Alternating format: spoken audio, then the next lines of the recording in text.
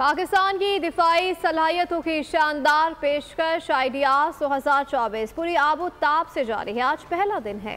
DG ranger Sindh major general Shamrez और दीगर सियासी और अस्करी क़यादत ने नुमाइश का दौरा किया। नुमाइश 22 नवंबर तक जारी रहेगी। पाकिस्तान की दिफाई सलाहियतों की शानदार पेशकश आइडियाज 2024 पूरी आबोताब से जारी है।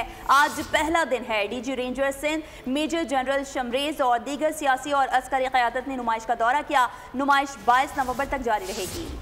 दिफाई हथियारों की शानदार नुमाइश का पहला रोज आइडियाज 2024 आबोताब से जारी है। अस्करी और सियासी क़यादत, बैनुल-अक़वामी तिजारती और फौजी वफूद शरीक हुए। नुमाइश में असलहा, टैंक, जंगी तैयारे और हेलीकॉप्टर्स पेश किए गए हैं। मकामी टेक्नोलॉजी का शाहकार 3D radar, drones, missile, cyber defence, satellite और इलेक्ट्रॉनिक वारफेयर सिस्टम्स भी नुमाइश का हिस्सा हैं। DG rangers major general Mohammad Shamrez ने दिफाई सामान का मुआयना किया। उन्हें नुमाइश के बारे में ब्रीफिंग दी गई। MKM रहनुमा फारूक सत्तार और नसरीन जलील भी नुमाइश में पहुंचे। तस्वीरें बनवाई, मेहमानों से गुफ्तगू की। ये पाकिस्तान को मजबूत, मुस्तहकम और ख़ुद मुख्तार बनाने के लिए एक संग मील की हैसियत रखती है। हमारी शनाख्त, कौमी शनाख्त और बैनुल-अक़वामी पूरी दुनिया में हमारा एक सॉफ्ट, तामीरी और एक मजबूत इससे जो है वो इमेज जाता है।